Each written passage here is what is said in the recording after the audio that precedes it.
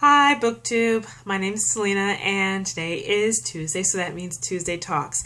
And I'll leave a link to the Goodreads page for Tuesday Talks so you can get more information down in the description box. And yeah, so every Tuesday there's a topic at hand that we decide to talk about. And so the topic that they decided on was, I'm reading it from my laptop, who do you root for most, the underdog or the hero? So I'm gonna kind of go about this in a roundabout way. So I would just say I root for the underdog. That's just, I guess, the short answer. Now for the long answer. Do we have to separate these terms? I think the underdog can also be the hero. So I went and I looked up the terms. And an underdog is a competitor thought to have little chance of winning a fight or a contest. And it's also a person who has little status in society. Okay, that's an underdog. A hero is a person, typically a man, who is admired or idealized for courage, outstanding achievements, or noble qualities. Then the second definition for hero, a male character in a book, play, or movie who is typically identified with good qualities and with whom the reader is expected to sympathize. Now, aside from the gender roles that they're attributing to the hero, I am including females in this as well. I just pulled this from a quick Google definition search. So that's where I got those definitions from. But I think the second definition is where I'm kind of going at here. The hero is just a character that I, as the reader, am encouraged to sympathize with or become sympathetic toward.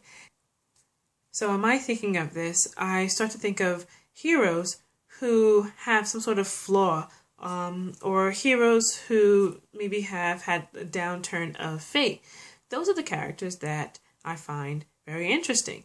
And this is, I think, what makes some of Shakespeare's tragedies and history, especially the heroes in the tragedies and history, so compelling and still relevant to us today, because they're someone who would be considered a hero because they have status in society. They would be considered a hero because they have these roles and they're expected to obtain some sort of power or already have these powers, but because they have this flaw, a character flaw, or their fate just kind of does a 180 on them, then they become more sympathetic while still being the hero. Also, a major plot convention, made most famous, I think, by Joseph Campbell's writings on the hero's journey. You have someone who starts off maybe prominent in the community or well off, and then by the time they get down to the bottom of the hero's journey, they're basically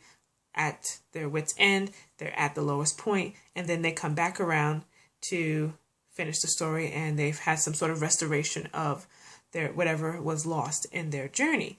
And this as a plot convention is very popular. It's been around for ages and been reproduced and reproduced because I think that it allows for us to have a hero who then becomes an underdog, who then becomes a hero again. So we have these two characters, or what the question is saying are two different characters conjoining and becoming one. And then kind of like gives the reader the best of both worlds. Some examples of this that I like would be Ender from Ender's Game, who he has the special abilities of being smart and very witty and cunning, but then he's also an underdog because of his stature. Sam from Lord of the Rings, I think he's one of the heroes of Lord of the Rings. He's a character who is sympathetic and then ends up becoming a hero. Henry V from Shakespeare, Part 1 and 2. You see Henry, or Hal, in a tavern. He's not meeting any expectations that he's supposed to meet as royalty. But then by the time you get to Henry V, you have this heroic character giving, awesome speeches and leading his troops into battle and into war. Then Arthur Dent from The Hitchhiker's Guide to the Galaxy, common man who then on his journey ends up becoming a hero. So all these characters kind of start off in different places. Some start off as heroes, then have some sort of downward fall, and then come back to being heroes.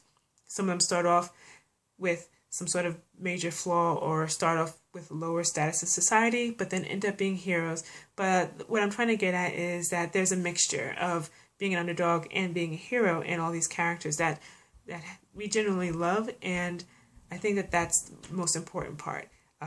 Giving the hero an underdog quality allows us to root for the underdog, and then also allows us to feel sympathetic toward the hero.